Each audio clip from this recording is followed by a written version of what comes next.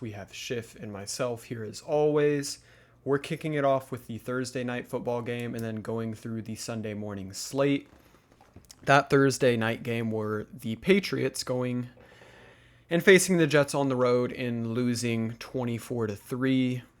It was a abysmal game for just about every single player on the Patriots. Jacoby Brissett, obviously, we don't look at fantasy wise, but he was 12 of 18 for 98 yards, no touchdown, no interception, giving him basically 4 fantasy points. He played like 70% of the game. And then we saw a little bit of Drake May, and he came in and went 4 of 8 for 22 yards. Also carried it twice for 12 yards, giving him 2. At this point, I don't necessarily think the Patriots receivers see a noticeable increase if it's Drake May compared to Brissett. If he plays more games, gets more acclimated, I can see them having a higher upside, but it doesn't seem like the Patriots are making the pivot to Drake May just yet, so we will have to see on that. The biggest letdown from this game was Ramondre Stevenson. He had no targets out of the backfield, no receptions. He carried it 6 times for 23 yards and lost a fumble, finishing the day with zero point 0.3 fantasy points, playing 46% of the snaps.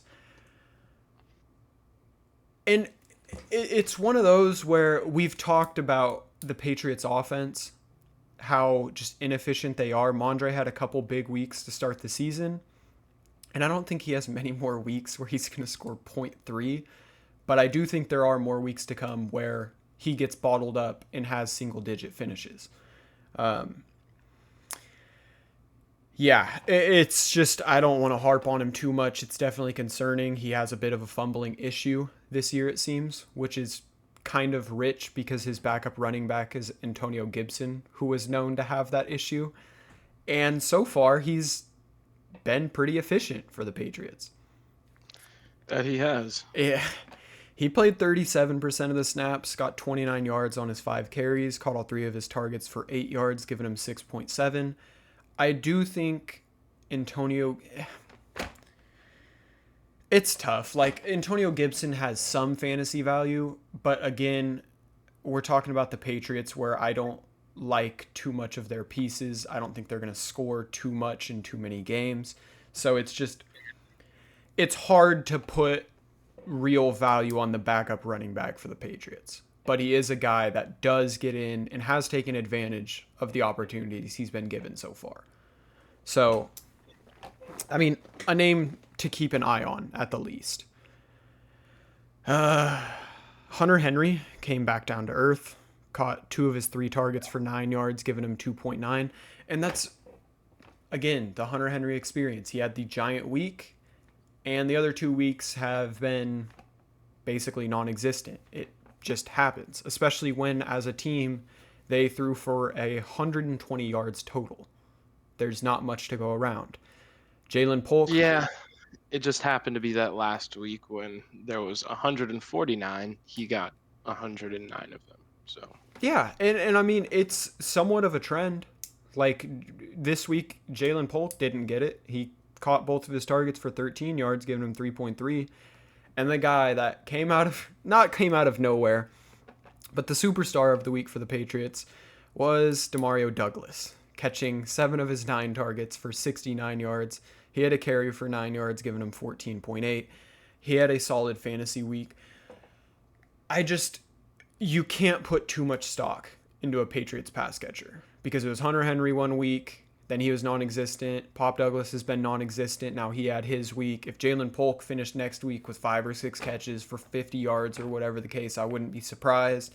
It's just, there's no one I can put a consistent tab on to feel comfortable rostering, potentially playing, compared to other guys that are more either in a higher powered offense or just more targeted and involved on a week-to-week basis. Outside of that, I mean, Austin Hooper had a catch. Joey Sly finished with 4. The defense finished with 3. It was a bad week for the Patriots, and there's not too much to harp on their side of the ball, to be honest. No, not really. I mean, We'll continue to watch and see if Demario Douglas is actually a week-to-week thing, but like you said, it's consistency in the Patriots receiving core is not something that we've really seen for the last couple years. Yeah. Um, aside from when Kendrick Bourne had his little stint before he got hurt, that was pretty cool. Yeah. But going into the Jets side of the ball, where we saw some interesting things. We saw first off, Aaron Rodgers had his first really good fantasy performance, but he was 27 for 35, 281 yards and 2 touchdowns. Also had 3 rushing attempts for 18 yards. So Yeah. 21 points for Aaron Rodgers. Actually, a really good finish for him. Mm-hmm. He might just with the weapons that I say the weapons, but with Alan Lazard kind of coming into his role with Aaron Rodgers being there, if Mike Williams continues to get healthier and more acclimated to that offense, obviously you have the two running backs. Tyler Conklin looked good in this past game. He could be a decent streaming option, Yeah. especially when quarterback play has been down. So Brees Hall is the next one I want to talk about in getting to the running back room. Brees played 71% of the snaps. Kind of the thing with him and Braylon Allen, you're never going to worry about Braylon Allen really taking over that role. Yeah. The one thing I think that hurts Brees is they are, as far as I've seen in these first 3 weeks, they like Braylon Allen and they're going to use him. He's going to get in on drives Mm-hmm. early. They're going to throw him the ball. They trust him near the goal line. I mean, he's a usable running back. It's a legitimate 1-2 kind of punch thing. Yeah. Brees being the heavy one, and he's going to get, like I said, 71% of the snaps. He's going to get most of the snaps. Probably going to be about 70-30 most games. Yeah. And I mean, in that, Brees 16 attempts for 54 yards and a touchdown, caught 4 of his 5 passes for 29 yards, 18.3 points. It's going to be like most weeks for Brees, in my opinion. Yeah. But what I really liked was what I saw out of Braylon Allen, because again, in his limited amount of work, he got 11 attempts for 55 yards and caught all 3 of his targets for 13. His opportunities have just been going up by the week. And I mean, I think very soon, if not now, especially the way the running back kind of landscape is, he can be kind of a startable option Yeah. with the work that he's getting. And as good as that defense is, I think they can put other teams out of games fairly quickly. And he could see a lot of, second half work where he's kind of getting those garbage time points rather than Brees, For sure. which could definitely be valuable. Um, yeah, 11. So he finished with 9.8 points for his third game in the league Solid. with the limited opportunity. It's very solid, especially after what we've seen out of, I mean, a guy that we were starting on the other side of the ball. Yeah. So, other than that, Isaiah Davis got in there for a little bit, got some garbage, like real garbage time work, which shows that um, it really isn't just Braylon Allen getting all of his work in garbage time. I actually wanted to note that he got 7 of his opportunities in the first half, and the other 7 came in the second. Yeah. So, and in the first half, I mean, it was still, yeah, the 2 possession game, it was 14-3. So Yeah. it was still within reach. But going on to the receivers, Garrett Wilson played 88% of the snaps, happened to get in the end zone, which saved his day. Otherwise, he caught 5 of his 9 targets for 33 yards. Mm-hmm. Um, I mean, Aaron Rodgers said they've been taking away Garrett Wilson, but if that's going to be an issue and he's just going to kind of divvy it out to I mean, he's obviously going to be a focal part of this offense. Got 9 targets, which is clearly the target leader in this offense. But I mean, this coming week, he's going to get the pass return treatment. Mm-hmm. So it's just going to be kind of tough just knowing that Rodgers does have faith in some other targets on this team. But nonetheless, you're still starting Garrett Wilson every week. But Yeah. yeah, 14.3 points out of him. But like I said, that touchdown really saved his day. Mm-hmm. Um, Alan Lazard finds the end zone again. caught all 3 of his targets for 48 yards and that touchdown. He also played 84% of the snaps. So, I mean, as of right now, he's a reliable option for Aaron Rodgers, especially if Garrett Wilson is going to be getting the treatment that he does. I think Hmm. Lazard's kind of moving into a decently safe flex option if he's going to be a trusted target for Rodgers like that. Yeah. Kind of somewhere where I'd like Mike Williams to be. He got a lot more work this week than he had seen. Played 45% of the snaps, caught 3 of his 4 targets for 34 yards, giving him 6.4 points. Obviously, like to see him ramp up a little bit more, but just giving another talented receiver to Aaron Rodgers, it would be nice to see for this offense to really take off. Yeah. And then, I mean, you had Xavier Gibson play 21% of the snaps, caught both of his targets for 16 yards, just kind of adding that in. But the one who really shined of all the pass catchers, Yeah. one that we did not see, Tyler Conklin caught 5 of his 6 targets for 93 yards, giving him 14.3 points. I mean, he is out there on the field all the time, saw 92% of the snaps. Yeah. If, like I said, these teams are going to take away and bracket Garrett Wilson, then Conklin could be a decent streaming option. Yeah. So, as much as it's a kind of gross and no one really likes to admit it, we've seen the tight ends this year. So, I'm not necessarily just turning my nose up at an option like Conklin if Rodgers' performance is going to continue to get better. Yeah. The Jets defense also added 17 points to the point total of whoever started them. So good for you. Yeah. But yeah, that'll really do it for our Thursday night game. And will take us all the way back. Or Thursday took us all the way back, but now it'll take us back to our first Sunday morning game, where we had the Chicago Bears take on the Indianapolis Colts. This was another weird one because we saw, well, on paper it was a great performance out of Caleb Williams, but he he has some work to do. Clearly, he's missing some Yeah. open throws, but it's just funny because we saw big numbers out of Caleb. Horrible, horrible, horrible performance out of Anthony Richardson. Yet the Colts won this game, 21-16. Hmm.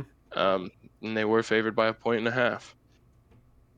So yeah, Caleb Williams threw the ball 52 times, Yeah. completed 35 of them for 363 yards, 2 touchdowns, also 2 interceptions. Ran the ball 1 time for 8 yards, and I believe he lost a fumble. So he Yeah, he did. finished with 19.3 fantasy points. Caleb could sneakily become a decent streaming quarterback option, Yeah. especially if their run game continues to be as atrocious as it was in this one. I mean, coming into this game, the Colts were horrible against the run. I mean, if you watch that game against the Packers, they knew what the Packers were going to do and still gave up the world to Josh Jacobs. But apparently they figured it out coming into this week, at least for the sake of DeAndre Swift. Oh man. Hmm. Uh, he's getting close to a drop candidate. The Bears have Yeah. come out and said they plan on giving Roshan Johnson extended playing time, who definitely outperformed DeAndre Swift in this one. Swift ran 13 times for 20 yards, by the way. He was able to save the day of anyone who started him by catching 2 of his 4 targets for 22 yards. So he finished with 6.2 points, but just hearing that Roshan's going to get worked in more. Roshan went 8 for 30 on the ground, which is obviously a lot better. And I think he's just more talented at the running back position. DeAndre Swift is a decent pass catcher, but he's definitely benched right now, and he's getting close to drop worthy. Um, Going into the receivers, Yeah. though, I mean, it's just hard. it's kind of looking like the same thing for the Bears last year. The really gross running back by committee where you have to kind of get lucky on which one happens to Mm-hmm. break off the big run and get in the end zone that week. And it's just, I'm kind of staying away from it. If anything, maybe looking at Roshan Johnson, but it's really gross. Yeah. Um, into the receiving room, though, where the guys you wanted really did get all the targets. You saw 11 for Roma Dunze, 11 for Cole Kmet, and 10 for DJ Moore. Mm-hmm. Dunze came down with 6 of his 11 for 112 and a touchdown. Obviously, very big day for him, finishing with 23.4 points.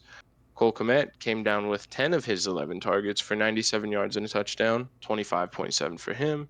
And DJ Moore got 8 of his 10 for 78, 15.2.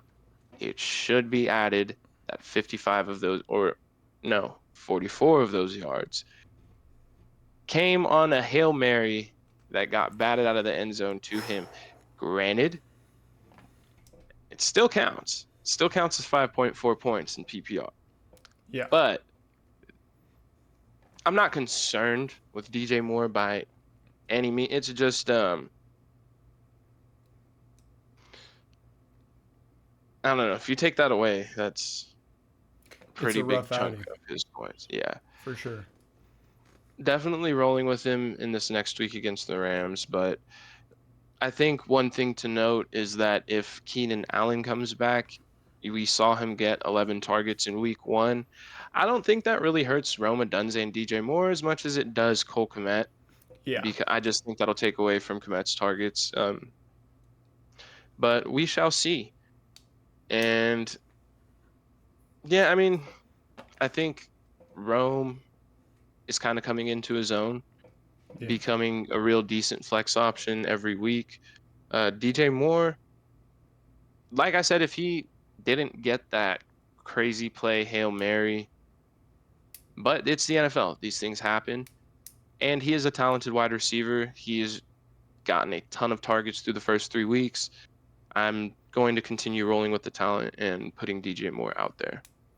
Yeah. But yeah, that's really all I got for this one. Yeah, and I mean, you weren't lying when you said Anthony Richardson had a tough week. And to be fair, it's kind of two tough finishes for him back to back. He was, I mean, he's inefficient through the air. We know this. He was 10 of 20 for 167 yards, threw 2 interceptions, no touchdowns. Had 8 carries for 24 yards, giving him 7.1 fantasy points, finishing as the QB 31 on the week. Yeah. It wasn't a great finish, and they play Pittsburgh this coming week.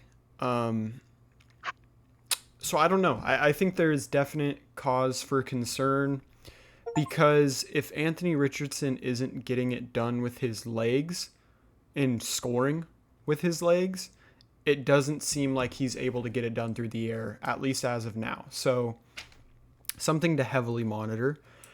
The guy that realistically, outside of their defense, that won them this game was Jonathan Taylor.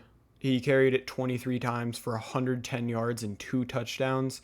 Caught one of his 2 targets for 25 yards, giving him 26 and a half.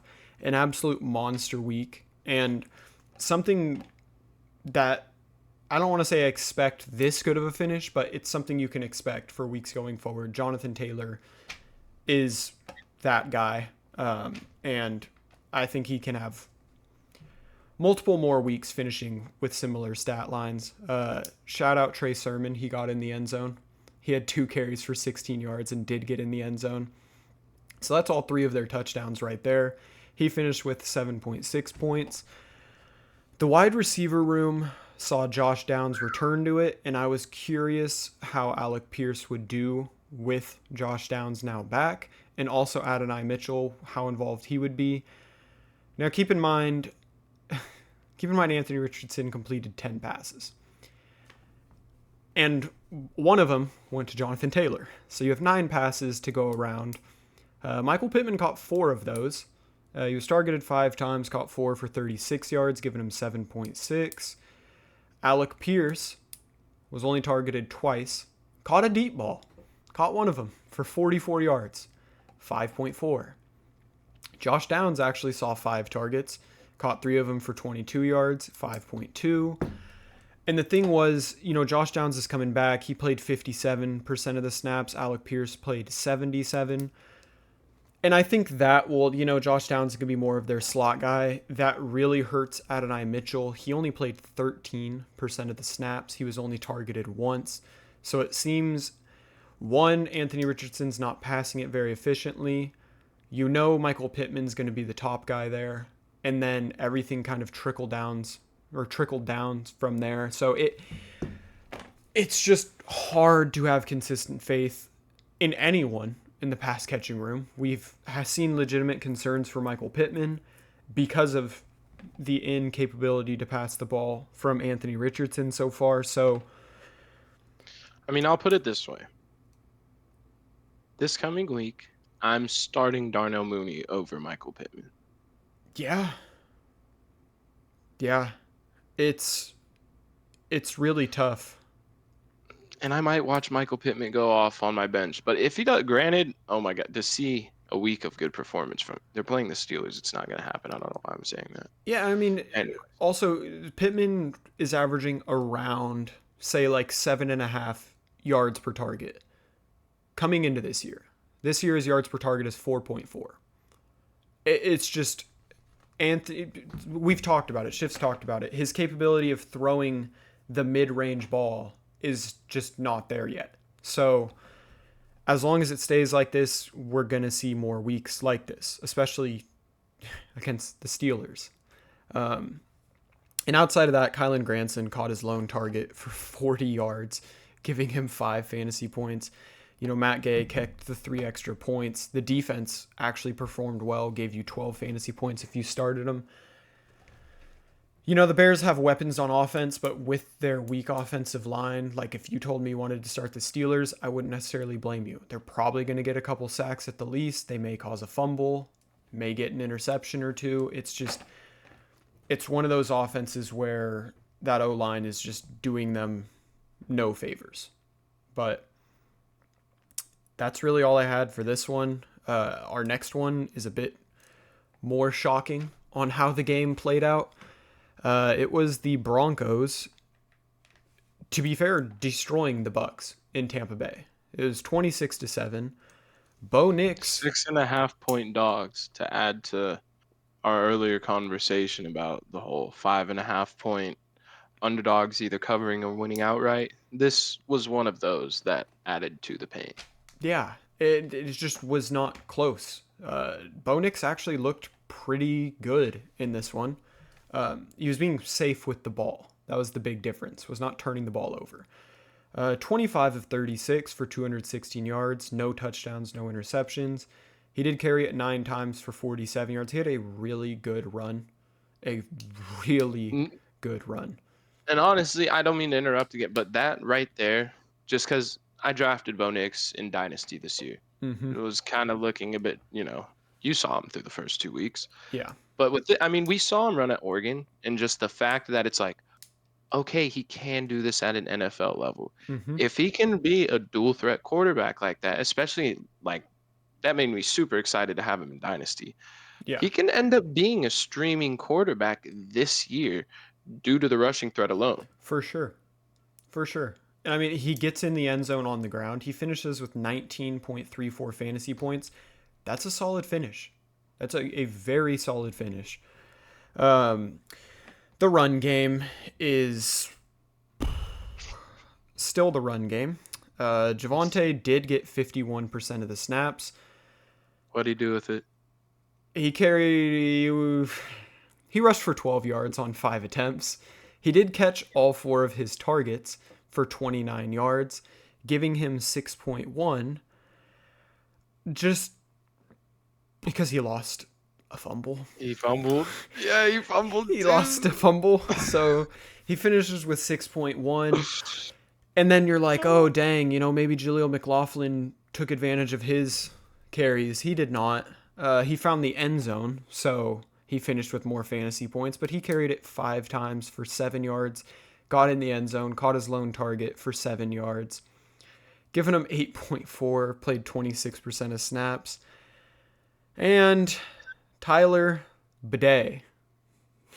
Tyler Bidet saw 19% of snaps, and he carried the ball 9 times for 70 yards. I'm not rushing to pick him up. Like, I just, it's funny to mention that he was very efficient on the ground. But it's one of those things where, like, we saw Jaleel appear to be more efficient. So, like, oh, we'll give you a little more volume. And there went the efficiency. So, Yeah. it's a tough situation. Javonte is another one where he just has looked absolutely terrible on the ground. He has 24 attempts for 52 yards on the season. If you want an idea of how inefficient he's been, that's a 2 yard per carry Dude, average. that's like atrocious. And it's sad because this is the opportunities that I mean, you remember Javonte when they had Melvin, it was what we always wanted for Javonte, and then he gets hurt, and then Mm-hmm. obviously I just don't. I'm just so happy I offloaded him in Dynasty, honestly. I Yeah. don't want to have to make that decision every week, but the two note about this backfield, Audric Estime is going to come back at some point Mm-hmm. and further muddle it. So if you thought that there was some shot for Tyler Bidet to take over this backfield, I don't think that's going to happen. Yeah. There are too many pieces that are going to get too many spread out opportunities for it to be really worth anything, in my opinion. Yeah. No, it's just absolutely true. The pass catchers had a little bit more of a solid day. Cortland Sutton again saw 11 targets, caught 7 of them for 68 yards, giving him 13.8. That's a very solid fantasy finish. And for where we got him, I mean that's the first week we've seen him break double digits, but not the first week we've seen double digit targets. He has 27 total through 3 weeks, so a 9 target average. I don't mind that at all. If they can figure out how to pass the ball a bit more efficiently, it does seem like he will be that guy for them. Little Jordan Humphrey. And Sorry. it's to be noted that Bo Nix doesn't have a passing touchdown yet. So No. No. That's for, like, yes, it's also worth mentioning I don't see him finishing with too many, at least this year. no. But I'd They imagine will come, though. a larger majority of them would go to Cortland. Cortland's son. Yeah, for sure. Um, yeah, Little Jordan Humphrey played the second most snaps for them. And Such a wonderful name. yeah, and he's been solid for them. He was targeted 8 times. He caught 6 of them for 37 yards, giving him 9.7. Josh Reynolds took a little bit of a step back. Now he has been dealing with a bit of an Achilles injury. That could be the reason. He only played 51% of snaps. He caught both of his targets for 36 yards, giving him 5.6. Heavily worth monitoring coming into this next week. But also, we talked about Devon Vele, who had been getting an awkwardly high amount of targets, and he was out this game. So once he comes back, it kind of muddles. It's just the number 2 receiver in Denver is not solidified by any means. On a week-to-week basis, I just don't know who that is going to be for them. Marvin Mims made an appearance. Yeah, and I didn't Remember even. when he was a thing? That's what I'm saying. I didn't even note Marvin Mims because he's been so irrelevant. Yeah, he had a catch for 9 yards. He played 24% of snaps. They went out and drafted Troy Franklin. He played 25% of snaps. He actually got 5 targets, caught 2 of them for 11 yards. It's just none of these guys I see being relevant enough fantasy-wise for us to really, take a real look at. And the same with Adam Troutman. He caught his lone target for 13 yards. Greg Dulcich, who has been trending in the wrong direction, but saw 8 targets in week 2, didn't see a single target this week. So I'm not looking at a Denver tight end at all. Will Lutz had a monster day. He came 16 fantasy points. In the defense, this Denver defense has not looked terrible this season. They're the number 8 fantasy defense through 3 weeks. they're a team I at least consider so far as a streaming option, depending on the matchup. But that's all I really had. The rookie-led rooms, like rookie-led, receivers, running backs. The offenses have not been humming to the degree that we would hope for so far in a lot of them. Except Yeah. for Washington. Yeah. But Shout even out to Jake. the offense is humming, but, Scary Terry. He had a solid week. Hey. No, he did. But you know what I mean? Overall, like yes. I mean, the Commanders for sure. Like that one, I have a lot more. Like For sure. God, we're skipping ahead like crazy. But I would love to go out and acquire Terry McLaurin. It would have been nice to do it before that last game. Now it's probably going to have a bit more hefty price tag on it. I'd even wait. Like if he has a bad game this week, I'd still go out and get him. Yeah. I just Jaden Daniels is going to finish as a top 5 quarterback. And that's not just because of the rushing. Yeah. Oh God, I really got to talk about this. Well, just to put it this way, how much I enjoy talking about this game. We had a parlay going into Sunday. First game of it. First game. I got what could go wrong? Tampa Bay Buccaneers 2-0 at home against the Broncos. Bo Nix is struggling to play quarterback at an NFL level. They got this. They put up 7 points against the Broncos at home. Oh, this one hurt. Baker, someone that looked like he was poised to be a very good fantasy option, kind of pooped the bed on this one. Yeah.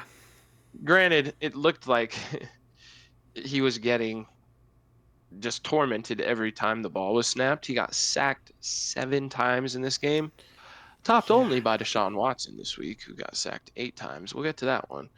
But offensive lines just kind of stayed at home this week, it seemed.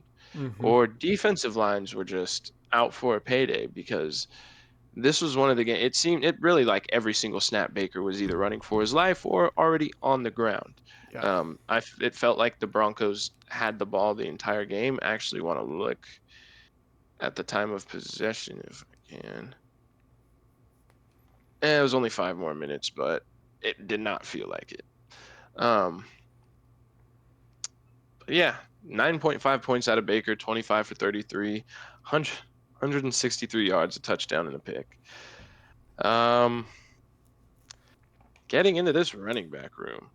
Now, it is fortunate for Rachaad White owners that Bucky Irving this week went from limited to out of practice. Because this past week, he looks good. I'm not saying it was the torch being passed, but one of the guys looked really good running. And I guess Rachaad White is also dealing with a groin injury. But you had Bucky Irving go 9 for 70 and Rachaad White 6 for 17 on the ground. Granted, he got 5 of his 6 for 18, giving him 8.5, completely saving his day. Yeah. But it's 2 very poor weeks, honestly, in a row out of Rachaad White. Again, said it's very possible that groin is holding him back. But Bucky Irving also added 3 catches on 3 targets for 14 yards, 11.4 points for Irving. If he is hurt, obviously, it's going to be all Rachaad White. But should he get back and him continue to look better than White, it could at least end up being a split backfield where Bucky Irving might be the more valuable option.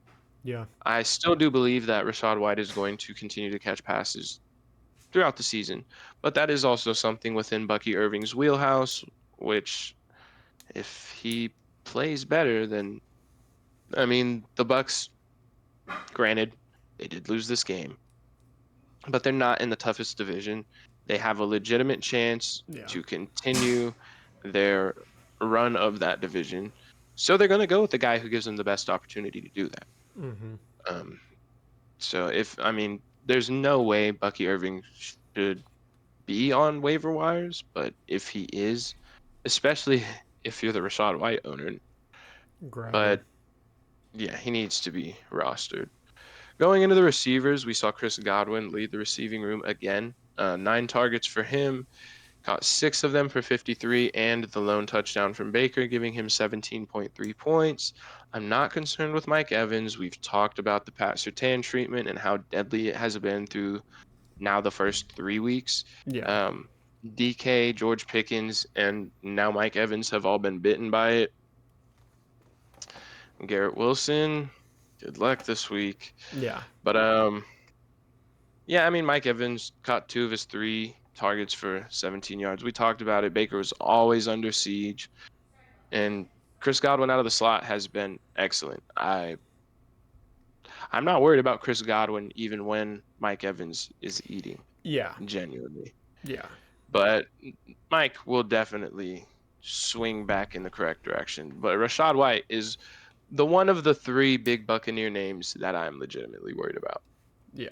Uh, Other than that, I mean, Jalen McMillan, not real. I mean, he's still on the field. Like I said, he is that third wide receiver, but he's not going to be a focal point. He could be a commodity later on in the year, especially if an injury happens to one of the top 2 guys. But Until then. until then, it's Godwin, Evans, Baker as a streamer, and then we'll see.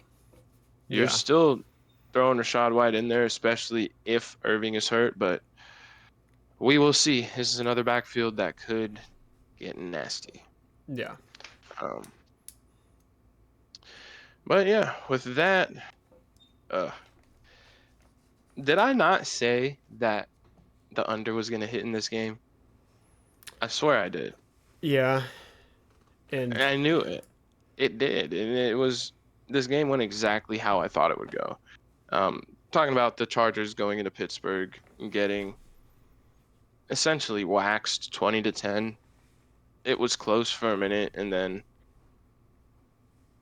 I mean, if a game gets like between 2 teams like this, if it gets like 2 scores, then it's essentially a blowout. yeah. Especially when Herbert got hurt, it was Taylor Heineke coming in, and yeah. So I said going into this week, I really didn't like starting many play. I mean, you could start J.K. Dobbins. I thought Gus Edwards would be a lot better, but this one, strangely, where we had seen, first week, 58% of the snaps for JK, 42% for Gus, 46% for JK in week 2, 48 for Gus. And then this week it swung all the way to 65% Yeah. in the way the snaps for JK Dobbins and 35% for Gus. It was a very bad matchup, and I don't know. It's JK is going to be the guy as long as he's healthy, Yeah. but I don't think that the splits are going to be that wide apart. And I'm still holding on to Gus Edwards just because I don't think it's going to be too many weeks where he sees that few snaps compared to JK. Yeah. Um, I said I didn't. I mean, I had picked up Quentin Johnston, paid up for him on the free agency. I didn't start him this week. I didn't really like and he only got 2 targets, caught them both for 44 and a touchdown. So he did finish with 12.4 points. But I just didn't like the matchup. And Herbert ended up getting hurt going into this next week. It looks like Herbert might play. Honestly, if Justin Herbert plays against the Kansas City Chiefs, then Quentin Johnston and Lad McConkey might be both decent options. But it's going to be kind of matchup dependent because we know what the Chargers want to do. But also, I genuinely do like what I've seen out of Quentin Johnston this year. I Yeah. think he is the receiver that they drafted him to be. It's fine. It took long enough, but now it's like, okay, he is actually usable when the matchup is right. I believe same with Lad McConkey. They're far and away the best two pass catchers on that team. Yeah, Josh Palmer is dust. So he is. yeah, he is. But yeah, I mean, other than that, there's no real options on this team outside of JK. I think is a good every week starter. He's gonna get volume as long as he's healthy, and there will be many better matchups than against the Pittsburgh Steelers.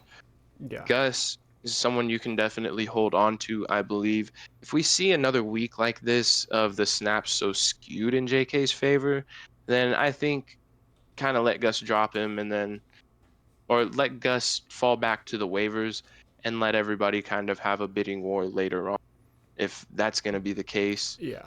Um, but then, like the tight ends, Will Dissly and Hayden Hurst get practically the same amount of work, the same amount of looks. It's not really that valuable when it's so split. So I'm really just looking at Quentin Johnston, um, Lad McConkey, and JK. And then if Gus can get it together, it's really hard. Like with Herbert, his health has been such a question. And I'm pretty sure he's finished as like the QB 24 all Yeah. 3 weeks. Yeah. So not remotely looking at starting him at fantasy. But I mean, yeah, that's about it. And Yeah. Dicker added on 4 points. Yeah. The Steelers side of the ball, I mean, these two teams go to business in similar fashions. Justin Fields was actually, I mean, this season he's been pretty good for the Steelers, but this was by far his best game so far. He was 24 of 32 for 245 yards. He threw a touchdown. He did throw an interception. He carried it 6 times for 6 yards, got it in the end zone on the ground, giving him 19.4. So not a bad finish for him. Jalen Warren went down in this one with that knee injury and was held out. So he only played 34% of the snaps. He only carried it 3 times for 5 yards, caught his lone target for -4 yards, giving him 1.1 fantasy points. And Najee, here's how I feel though. Even if Jalen Warren's out this coming week, Najee's probably going to get around the same workload. He had his best fantasy finish of the week so far, or of the season. He carried it 18 times for 70 yards, caught all 5 of his targets for 16 yards, giving him 13.6. He played 59% of the snaps, and we see Jalen Warren go down, and in comes 33-year-old Cordarrelle Patterson. He played 34% of snaps. He carried the ball 4 times for 33 yards, caught 3 of his 5 targets for 15 yards, giving him 7.8. Again, if Jalen Warren was going to miss extended time, I don't necessarily hate Cordell Patterson. I think he's a guy you can at least look at. That's if Jalen Warren is missing extended time. The pass catchers, Calvin Austin, man, I mean, he had a really nice touchdown. He caught 4 of his 5 targets for 95 yards and that touchdown, giving him 19.5. He's not a guy I'm looking at. To be fair, like he had that touchdown. 32-man league wide receiver 2. I mean, in that case, yeah. But the first 2 weeks, he had 2 targets each week and 1 catch for 7 yards and 6 yards respectively. So it's, he had the good game here, but in a standard, 10-man league, he's not a guy I'm looking at. No. George Pickens had a solid week, caught 5 of his 7 targets for 57 yards, giving him 10.7. And that's kind of what we expect from George Pickens.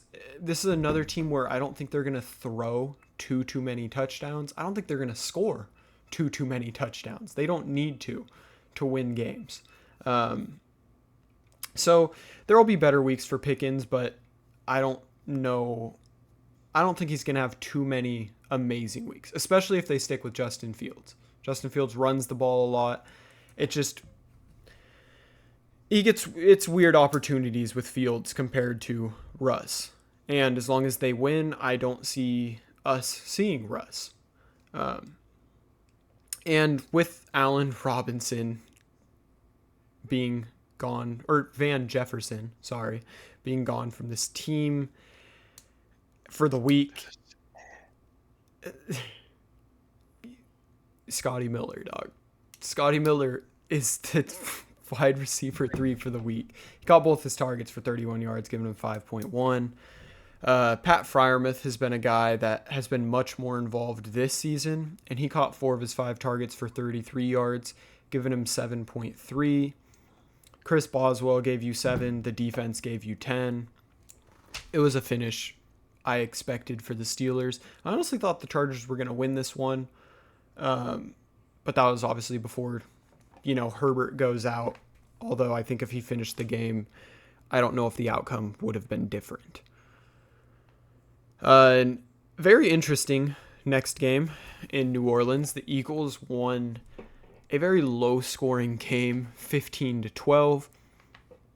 Jalen Hurts' stat line, it sucked he did not throw a touchdown or get in the end zone on his legs, because he threw 38 attempts and completed 29 of them for 311 yards, but he didn't throw a touchdown. He did throw an interception. He carried it 8 times for 25 yards, giving him just shy of 12 fantasy points.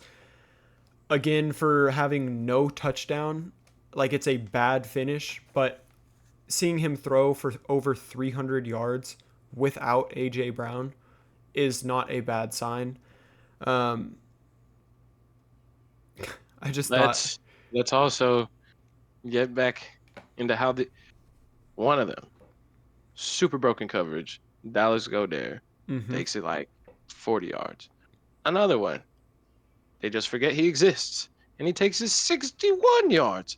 So it's 100. I swear, 100 of those yards. Granted, he still would have thrown for 200, but yeah, came just on Dallas Goedert. Just no. I'm mainly surprised that they had over 450 yards of offense and scored 15 points.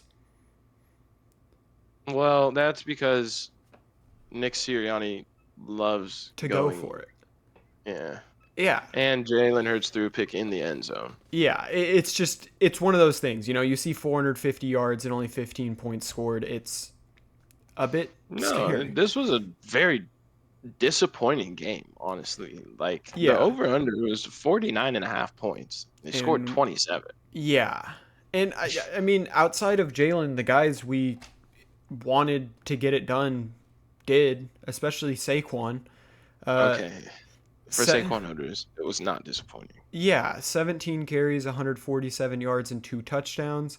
Caught all 4 of his targets for 9 yards, giving him 33.6, an absolute monster week. We saw Kenneth Gainwell come in, get his random 3 targets out the backfield, catch 2 of them for 12, giving him 3.2. Devonta Smith, before getting that very scary concussion, caught 7 of his 10 targets for 79 yards, giving him 14.9. We'll cover it in the preview, but Dallas Goedert had an absolute monster week, and that's kind of what I expected last week when A.J. Brown's gone. Jahan Dotson, I'll get through him first. Jahan Dotson was targeted 3 times, caught 2 of them for 8 yards, giving him 2.8. We saw a lot of Paris Campbell in this one, at least on the field. He got 50% of the snaps, caught both his targets for 13, giving him 3.3. And Goedert did have the extremely large catch with the broken coverage, but 11 targets is what I expect when A.J. Brown is missing. He caught 10 of them for 170 yards, giving him 27 fantasy points. We'll talk about it more in the preview, but this coming week, there's a very realistic path that there is no A.J. Brown or Devonta Smith. We'll talk about it. And Dallas Goedert is currently going into this game as the tight end 1. Of course. He has one monster week. You're the tight end 1 now, dude. Here's your crown. It was Isaiah Likely's still top 5. Yes, he is. Still. It's been a wasteland at the tight end position. Kincaid's tight end 11 after one decent week. Yeah, it's incredible. So. Jake Elliott gave you 0. I'm mentioning him because how like you mentioned, on fourth down, the Eagles' willingness to go, if it's even like 4th and 4 or shorter, is incredible. Um, yeah, he made his one extra point, missed his field goal. He gave you a fat 0, and the defense gave you 7. If for whatever reason you started them against a Saints offense that was very high powered coming into it. Oh my, oh my, oh my. Derek Carr. The Mm-hmm. second, the second we all put our faith in you. And see, I can't even be like lamenting too hard about this to a Raider fan because you've dealt with this for years on a personal level. Mm-hmm. But good Lord, I mean, for everybody who started, because I know a lot of people streamed Derek Carr this week. It looked like an amazing matchup against an Eagles secondary that had been giving up everything. Mm-hmm. 14 for 25, 142 yards, a touchdown, and an interception. It was not, and that interception happened to be the game sealing interception while the Saints were trying to drive down and kick a game tying field goal. So, Derek Carr, at the end of the day, showed us his true colors and showed us that he is indeed not a reliable fantasy option. Oh But yeah. one thing he can do is get it done for your number one wide receiver, Chris Olave, a guy that I really did like this week. We did our first head to head, and I picked him above some other probably really good options in my flex. And he He paid. finished, yeah, 6 for 6 for 86 yards and a touchdown, 20.6 points for Chris Olave. I just really liked the matchup this week. Um, I think Chris Olave will continue to be a great option this year. I think he will pay off on his draft costs. Alvin Kamara, Alvin Kamara, just another great game. Mm-hmm. Um, he is actually a bit banged up though. I think it's his hip and His rib. ribs. Yep. Yeah.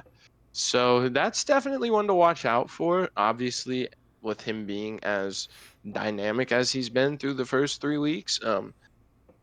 By the way, 26 attempts, and that's another thing. I think we've seen him be healthy, but we've never seen him get this much work. It's kind of like it's there'll be more examples, but it's like Josh Jacobs has always Ben always that. gotten this much, but when you and it sucks, but hopefully he can stay healthy. This is just something minor, but we've just never seen him get this much work. 26 carries for 87 yards, and then added 3 catches on 3 targets for 40 yards, obviously, because he is Alvin Kamara. Mm-hmm. 15.7 points. Unfortunately, was not able to get into the end zone on this one. Chris Godwin was the only one who was able to do that. I'm going to skip down the line from a lot of these receivers because no one's really concerned about them until we get to none other than Rashid Shaheed. I vouched for him this week. I flexed him. He's Gabe Um, Davis. I told you he's Gabe Davis. He's Gabe Davis. the volume too. I mean, second on the team in targets, couldn't haul a single one in. Yeah. Um, yeah, nah, I don't. It's He obviously, I'm not. I mean, I think I might have dropped him in our Bubble Bowl league because I needed another running back for like yeah. the love of God. But I'm not dropping Rashid No. Shaheed. No. You still all 5 of those targets, I'm pretty sure were all deep balls, and he had a hand on almost all of them. A couple of them were ill placed. A couple of them he could have brought in, but that's the thing though, is there's going to be games where he comes down with 2 of those deep ball touchdowns, and you're going to be very happy.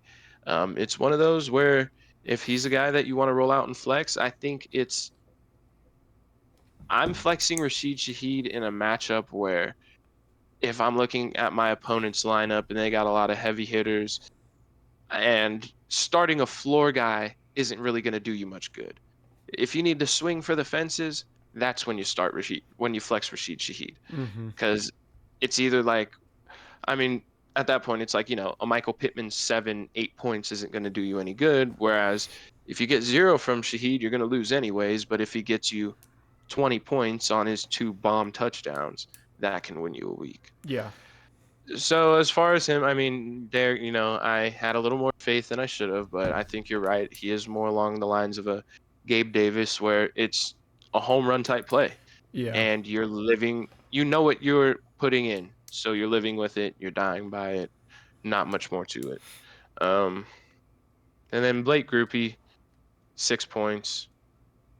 Really, like I said, it was truly a disappointing day from a real football perspective. I mean, we were thinking this was going to be a high fly. No, 15-12. Yeah. Thanks, guys. Yeah.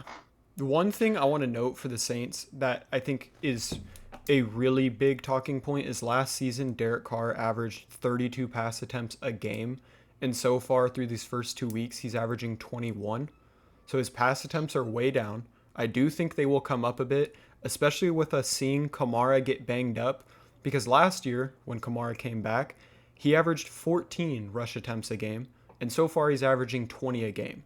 I don't think Kamara is the running back like Schiff talked about, like a Josh Jacobs, that you give 20 rush attempts a game.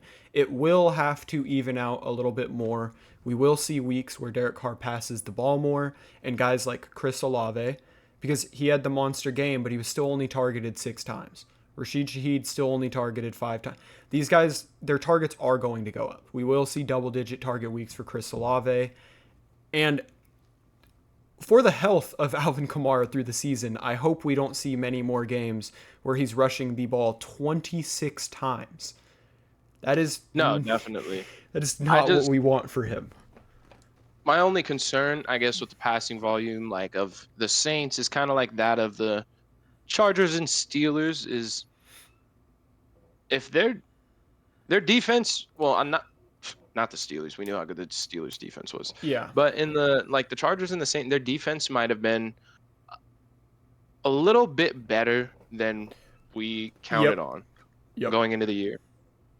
So I think and there will be games, by all means, there will be games where their opponent has their number and they're able to put up a lot of points. But I think we're waiting for them to kind of regress to what they were, and that might not be the case. These defenses Yeah. might just be really good, and it might be the case of where we have to struggle through like a lot more of the year with these low volume. But with the guys like, I believe, Chris Olave can still get it done Oh, for on sure. as we saw. For sure. Um, Quentin Johnston through the last 2 weeks, and if he truly is as good as they wanted him to be, and a lot of us in fantasy want, they'll be Yeah. able to get it done on less volume. But yeah, I mean, we'd like to see, for fantasy purposes, worse defense, better offense, and Yeah. It for was some of these just teams. worth noting the sway No, so far definitely, we've seen, because definitely, that is a big change from and it how they're will, going. and also through the first 2 weeks, the margins in which they won by were just ridiculous. That will also not Yeah. continue to be a thing. Yeah. But going into the next game, let's see, we have a few more. We'll be all right. Yeah. So our next game, we had another one of these ones that oh, sorry for everyone who might have taken the Browns in this one. I guess all the teams on my parlay just decided to. No, but it was like we talked about that thing. All the underdogs have just been. It's just the parity in the NFL. It's been it's parity, not parody, but it's been great to see in from a football standpoint, because we don't just wake up and like the game tonight, the Cowboys and Giants. I'm actually truly excited to watch this football game because Mm-hmm. I don't know what is going to happen. We saw, I mean, just to name a few, the Raiders beat the Ravens, who turn around and beat the Cowboys, and the Raiders turn around and lose to It, the Panthers, and the Cardinals wax the Rams, who turn around and beat the Niners. It's and then the crazy. Cardinals lose. Like it, I mean, they played the Lions, It but yeah, they played the Lions, but it's still, yeah. the Any Lions given who week, lost the Lions who lost to the Bucks, who who lost to the got Broncos at waxed home? by the Broncos at home any given week. And Yeah, this was one that added to it. A tough Cleveland defense at home against the New York Giants, who lost to a team that didn't even score a touchdown last week. How could this go wrong? Well, Deshaun Watson gets sacked 8 times. That's yeah, how that goes wrong. But at the Giants, I will say, Daniel Jones looked like a competent court. He looked good. yeah. He did. And he looked like he knows the assignment. Throw the damn ball to Malik Neighbors. Mm-hmm. And I mean, that's really all you got to do. Not really. Wandale Robinson also plays a role on this team, but no, Daniel Jones. The Giants won 21-15. Browns had plenty of chances to come back, and Deshaun Watts. Oh God, he's running for his life every single play, and even if he's not, he's just holding onto the ball too long. Yeah, It's like a cartoon out there. Back to the Giants. Daniel Jones, 24 for 34, 236 yards and 2 touchdowns, no interceptions. Have a day. Danny Dimes, 19.4 points. Malik Neighbors also threw a pass. I don't know why. Please don't ever have him do that again. Just throw him the ball. Don't make him throw the ball. He didn't complete it. Devin Singletary, though, very impressed with he what we've seen didn't so far. complete it. He did not. No. Oh, good. 16 for 65 from Devin Singletary and a touchdown. Unfortunately, lost another fumble this week, but that's okay because he also caught all 4 of his passes for 43 yards. No, I'm loving what we're seeing out of Devin Singletary. Honestly, Mm-hmm. if you got him late in the draft, like him and Brian Robinson, absolute steal right now with the way the running backs are looking. Yeah, Um, 18.8 points for him, so wonderful week. Uh, it's his running back room. I mean, Tyrone Tracy had added 5 carries for 23 yards. He's not really going to be anything unless Devin Singletary were to get hurt. But mm-hmm. I mean, he added 31% of the snaps to Singletary's 68. So Singletary is pretty much the workhorse back in New York right now. Yeah, And if this offense can continue to just be alive, they have a superstar wide receiver, and with Singletary running the ball the way he is, Daniel Jones also offers a threat in the run game. He was 8 for 20 on the ground. I think he also fumbled, but uh, I mean, yeah, he did. He did. yeah. He did. But I mean, this Giants team can be. We were worried in the beginning of the year. There were about Malik Neighbors. Is Daniel Jones going to be too much of a hindrance? Kind of like it was with Justin Jefferson and Sam Darnold. Once we learn, it'll be okay. Some of these guys, they're still professional quarterbacks when they're not running around fighting for their life on every single snap. Yeah. Especially when you give them a guy of this caliber. Yes, I have Malik Neighbors on my fantasy team. That's why I talk about him so much. I love the guy. Got 12 targets. Also leads the NFL in targets right now. The guy's just incredible. Yeah. Caught 8 of his 12 for 78 and 2 touchdowns. Um, the one, I mean, it was like Devontae Adams' catch last week where he was like Oh no. vertical when he did the toe. The guy's just incredible, man. 28.2 fantasy points. Oh, also rushed the ball twice for 4 yards. So I guess He's that helped a doing it little bit. all. But yeah, 28.2 points for him. Wandale Robinson is going to have involvement in this offense.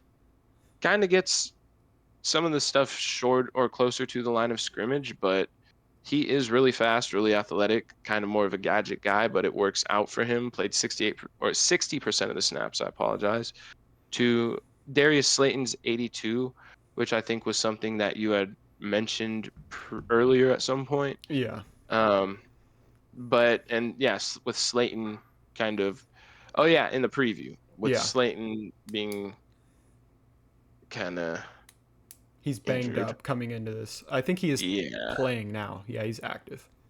Yeah, but just with him being kind of injured and seeing the involvement that Robinson's getting, he could very well go up in usage, which he's already, when he's on the field, getting targets. Never going to come close to what Malik's getting, but could be a Yeah. decent flex option on some weeks. Mm-hmm. And this could be one of them.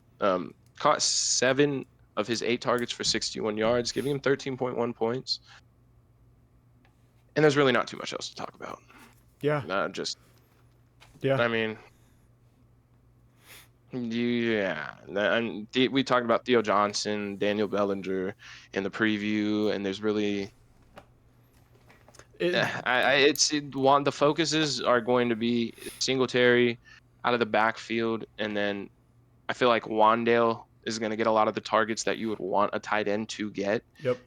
and Malik Neighbors is going to get absolutely everything else. Yeah. So No, 100%.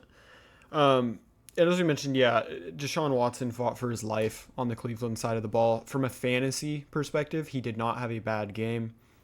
He was 21 of 37 for 196 yards, 2 touchdowns, didn't throw an interception, carried it 4 times for 26 yards, giving him 16.44. We were wondering how the running back room was going to go this week, and they went back to, I mean, to be fair, they only ran the ball, they ran the ball 12 times. I'm trying to confirm if a third running back got a carry. No. Yeah, they ran the ball 12 times. Jerome Ford got 10 of those for 37 yards, caught 3 of his 4 targets for 33, giving you 10. He played 79% of the snaps. Deontay Foreman only played 16% of snaps and carried the ball 2 times for 5 yards. It's Jerome Ford. He's the only viable running back there. I think there may be games where Deontay Foreman fits the game script and he gets volume, but I don't think he's someone that I could consider starting at any point if Jerome Ford is healthy. We're waiting for Amari Cooper to have one of those games, and he finally did. He was targeted 12 times, caught 7 of them for 86 yards and 2 touchdowns, giving him 27.6.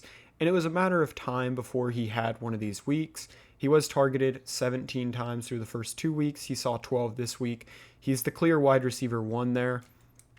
And he finally had a wide receiver 1 week. Jerry Jeudy is still involved heavily. He had 7 targets, caught 4 of them for 27 yards. Elijah Moore was the odd man out there. He only caught 2 of his 3 targets for 17 yards. He did still play 81% of the snaps. That's the 3-headed monster in the wide receiver room by far. Jordan Akins got decent volume in this one. He's the lead tight end when Njoku's not there. He was targeted 7 times, caught 4 of them for 29.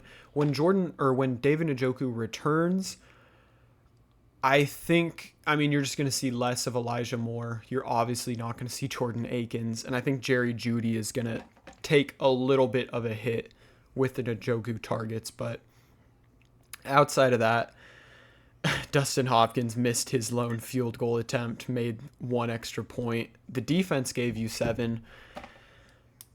We'll see hopefully better weeks. It is worth mentioning that Myles Garrett supposedly has injuries to both of his feet and was dealing with it this game. If he does happen to miss time, that is a huge loss for this Browns defense. So if that's a defense you're considering streaming, genuinely focus on Myles Garrett's availability because that will affect a lot. I just wanted to see, since Deshaun Watson has been signed to the Browns, he's only played 15 football games, but I wanted to see how many of these games has he passed for over 200 yards. Not a very high bar. How many games? He's played 15? I'm going to say 5. 6. Dang, I was thinking, I was close. That's Close. less than 50% of the games. And you're paying him a lot of money. Yeah, and he's only played 15 games. And 6 of those 15 games, he has thrown over 200. And that's just over 200. That was my benchmark. Yeah. It's... Yeah, Not one of the 3 games this year has he thrown for over 200 yards. no. So He threw 190, so close. But that's still a low. Like yeah, if he threw it's- 205, that's still not like that's an okay game. But yeah, I mean, it's and a lot of these wow. games are without Nick Chubb, where you need him to throw these. Like you're relying I on the mean, they just pass. lost to Yeah, the Giants. that's disgusting. Yeah. So yeah, just wanted to throw that out there. Sorry about that. No, worth mentioning. And our next game was a homecoming for Malik Willis, the Packers taking on the Titans, and their defense and also offense doing their thing again. The Packers win 30-14. I will say, we're human. We can be wrong. Malik Willis on the Packers, and it could be the scheme, the coaching staff, how he fits in here. Malik Willis has been incredible for the Packers. When Jordan Love went down, Malik Willis has came in and done exactly what the Packers need him to do. In this week, he was amazing fantasy-wise. He was 13 of 19 for 202 yards. He threw a touchdown, no interceptions. He carried it 6 times for 73 yards and a touchdown. 25.4 fantasy points. He had an incredible week. And the only people that really hurt from this were Josh Jacobs fantasy owners because he came into this one a little banged up like he did last week, but they didn't have to run him into the ground this week, and they didn't.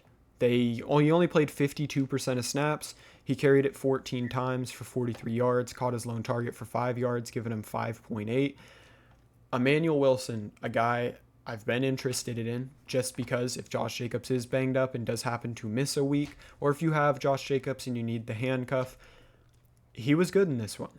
He had 12 carries for 50 yards, caught both his targets for 35 and a touchdown, giving him 16.5. He played 41% of the snaps.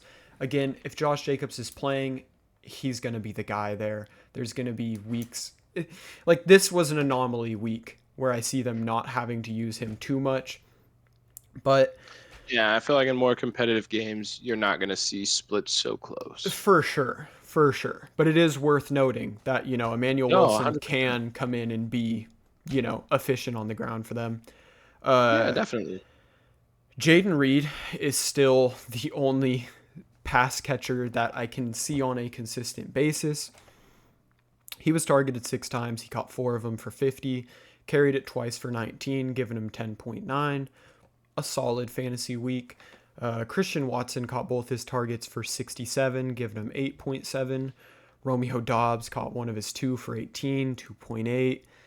Dontavion Wicks again, gives you a 0 in this one. Didn't catch either of his targets.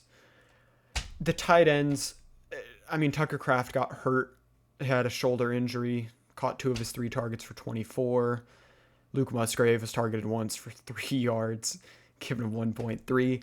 The Packers tight ends just don't have enough meat on that bone for me to really look at. Braden Narvison has been solid for a fantasy kicker. He gave you 13. And the Packers defense gives us 22. It's been a very solid fantasy defense so far.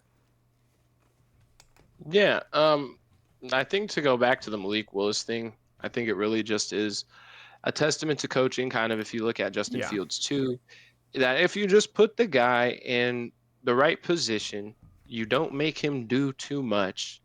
I mean, the line might not be, especially on Pittsburgh, might not be the greatest, but they just don't put them in positions where they feel like the whole world is on their like they have to do everything. Like you look at Will Yeah. Levis in Tennessee right now, I think he could be a good quarterback if he were in a better place for him. But Yeah. it's like you could tell by the way he plays, he feels like he has to do absolutely everything. So he makes goofy mistakes. He tries to do way too much. Mm-hmm. And then you look at like Malik Willis, he's sitting there, throws the ball 19 times, completes 13 of them for 202 and a touchdown. And he's also able to run 6 times for 73 yards and a touchdown. And they're just putting him in the right position to succeed. Same with Justin Fields. That's why he's 3-0 as a starter this year. And Malik Willis is 2-0 as a starter this year. Yeah. I definitely believe like these guys made it to the NFL for a reason. When it comes to most of these quarterbacks that got drafted, Mm-hmm. they made it here for a reason. And we kind of I can't really say take for granted, but um, underestimate how much coaching and environment Oh yeah, comes into play because there's so many, like the resurgence of Geno Smith, the could be resurgence of Sam Darnold. It's very yeah, important where people end up and what coaching that they end up getting. for sure. But moving on to one who is struggling right now in that department with the environment and seemingly the coaching as well. Will Levis, ooh, struggled yet again. I mean, it would have looked a little bit better minus the 2 interceptions, but can't really subtract those. Was 26 for 34, 260 yards, 2 touchdowns, and those 2 picks. Also ran the ball 3 times for 12 yards and a fumble. 15.6 points for him. Tony Pollard. Yeah, Uh, it it sucks. It really does because I mean he's getting the splits that I was hoping. 61-45 first week, 67-33 week 2, 63-37 last week. But we just need this offense to hum a little bit better. to hold on to the ball for a little bit longer. I don't know. I mean, it's it would be very hard to trade Tony off of this week, but I still like him. He still got 4 targets out of the backfield, caught 3 of them for 15 yards, finished with 5.9 points, only ran the ball 6 times for 14. Didn't see too much better out of Tajay, ran it twice for 7. They Yeah, just couldn't really get anything going on the ground in the time that they had the opportunity to. yeah, They got themselves down fairly quick. And while it wasn't necessarily a blowout, it was far enough away that they just couldn't run the ball. yeah, That's why you saw Levis throw the ball 34 times. DeAndre Hopkins was back in this one. yeah. Caught 6 of his 7 targets for 73 and a touchdown, giving him 19.3 points. Ty Spears, although he was inefficient and not really used, also got 4 targets out of the backfield, but he caught all 4 of his for 54 yards, 10.1 points for him. We know he's a talented back, and I think they'll both get usage. They can both cast. I cannot speak English right now. They can both catch passes, Yeah, so they'll both have some value. But I'm really hoping to see a little bit more opportunity on the ground moving forward. yeah, Calvin Ridley, unfortunately, only got 3 targets in this one, caught 1 for 9 yards. So it was a bit of a stinker for him. But I think moving forward, he's going to be a good option. It's just tough the way this offense struggles. Outside of that, I mean, the tight ends, you have Josh Wiley and Chiga Okonkwo each playing very close to each other in snaps for the last 2 weeks. mm-hmm. Um, and this one, Wiley caught 4 of his 5 targets for 43. Okonkwo caught both of his for 15. Yeah, Wiley finished with 8.3 points, but that's not really someone that I could trust on a week-to-week basis. Calvin Ridley is still playing the most snaps. DeAndre Hopkins played 46% of those. Calvin Ridley played 72%. You got Tyler Boyd at 70, but only adding 3 catches on 4 targets for 33 yards. Yeah. And then Nick Folk kicked 2 extra points. Not They don't score enough too for much me to be more excited to. about Nick Folk. Like he's a good kicker, Yeah. but they just won't have the opportunities for you to justify putting him in. No, I mean, I'm hoping to see a little bit more out of Tennessee's offense, but wow, Will Levis is out there getting sacked 8 times and then throwing 2 interceptions, fumbling the ball once, Yeah. limiting the opportunities of the offense quite a bit. Not necessarily blaming it all on Levis, but it makes it very difficult. But that'll get into our last morning game Mm-hmm. of this episode. And this one was truly one where I thought Minnesota could come in and get well, not come in, they were at home, but thought they could get the upset. CJ Stroud plays, I mean, if you look at his home and road splits as well as his splits versus top defenses versus bottom defenses, it's like, I think it was like a 5-point fantasy swing or something. But granted, they came in and got stifled, Yeah. and it did not go well at all. Houston, Minnesota, I think I avoided this one. So that's why Houston ended up, or why Minnesota ended up winning. If I would have taken Minnesota, they would have lost. So yeah, Houston ended up getting waxed 34-7. CJ Stroud was not very good in this one. 20 for 31, 215 yards, a touchdown, and 2 interceptions. Much to probably everyone's dismay, that lone touchdown went to none other than Cam Akers. Of course. Yeah, of course. Cam Akers, who also ran the ball 9 times for 21 yards, finished with 8.9, or no, he finished with 9.9 points in this one. Yeah. I mean, had this game been closer, I think he would have actually had Yeah. a pretty good day. Just being honest. But it's kind of like the last game we talked about with Tennessee. When you get down so quick, you lose your opportunity to get any volume on the ground. Yeah. So what you don't get done through the air, you're just not going to. And your running back is going to become irrelevant for that game Yeah. unless they are a super involved pass catcher. Stephon Diggs completed a pass for 13 yards. But other than that, I think it was kind of misleading, his numbers in this one, just a little bit, because Davis Mills comes in at the end of this game, and I'm not saying that's where Stephon Diggs got all of his work, But a lot but of it. he did get a lot of it. And Nico also, 4 of his 10 targets came in those last 4 passes where they tried to force feed him a touchdown. It didn't work. Yeah. But yeah, so there's Cam Akers and literally nothing else to talk about in the running back room, which is why I skipped straight to the receivers. Yeah. Where Stephon Diggs was the leading receiver, caught 10 of his 12 targets for 94 yards, 19.9 points. He finished with another really good day.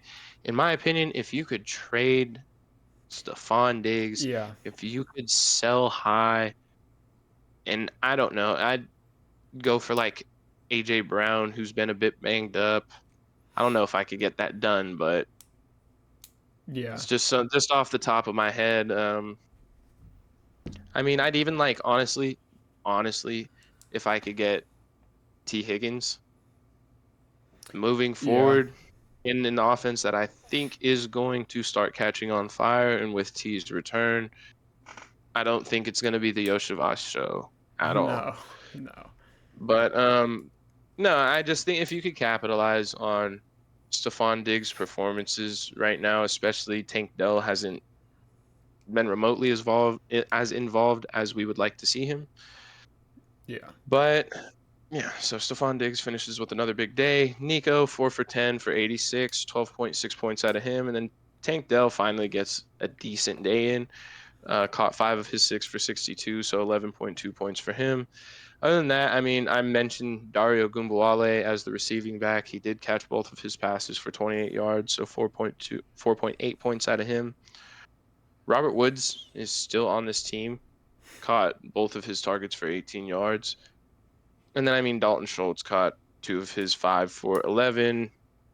Kaimi Fairbairn missed his only field goal attempt and then hit his extra point. Yeah. So 0 for him, depending on what format you play in. Yeah.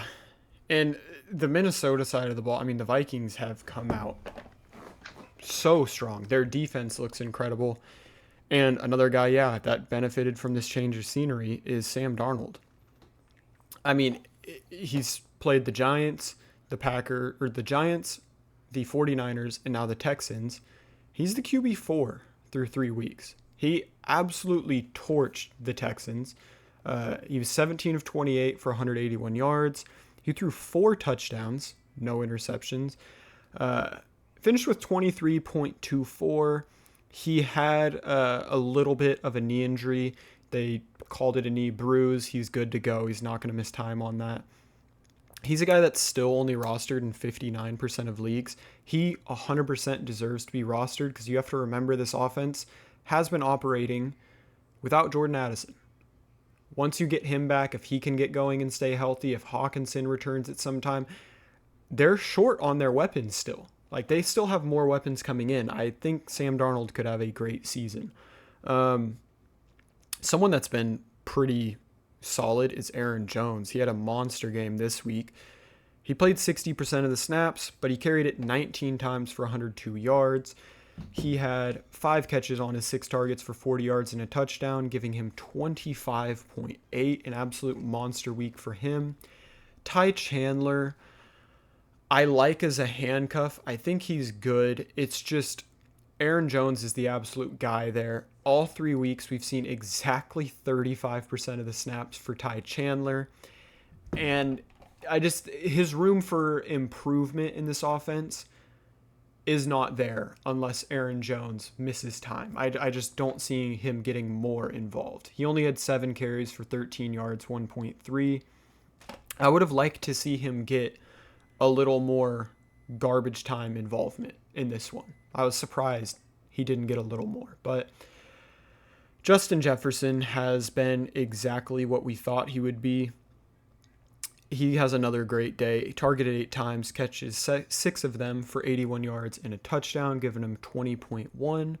And Jalen Naylor, I am liking when Jordan Addison has been out. He was targeted 4 times, caught 3 of them for 31 yards and a touchdown. He also had a carry for 3 yards, giving him 12.4. So he's been solid for you. If for whatever reason you had him in your lineup, if you're in a deeper league or whatever the format. Brandon Powell's had 1 catch for 13 yards. Trent Sherfield had a catch for 8 yards. Johnny Munt is the guy without TJ Hawkinson, and he caught one of his 3 targets for 2 yards and a touchdown. Do you want to hear a random fact about the Vikings? People that really know ball will think this is random. Did you know that N'Keal Harry is on the Vikings as a tight end? Wow, no. Just a random tidbit for people that know ball. They will appreciate the randomness of that one. I had no idea he transferred over to tight end. I don't know why, but he's not involved or anything. I just thought that was funny that he's on that team. Kelvin Benjamin. That's what I'm saying. Like, Kelvin Benjamin at 25, though. Like, dude, he's still... You got to do what you got to do to get on a roster. I respect it for him. Outside of that, the kicker, Will Ricard, had 12 fantasy points, and the Vikings defense had 13. They've been another solid defense. They're actually the number 1 fantasy defense through 3 weeks. Do what you want with that info. But that is all I had. I'm excited for this Thursday night game. As always. Yeah. The Giants are currently up 3-0. I did see that. I did peep that. We appreciate the support as always. If you have any questions or comments, guys, you should start sit coming into this week 4 Sunday slate. Any trade advice, things like that, anything you guys need, we are here for it. We appreciate the support as always. And Schiff, go ahead. Get us out of here, man. All right, go Malik Neighbors. Nah, y'all know what it is. Come back next time. Take more reps with the first team. Yes, sir.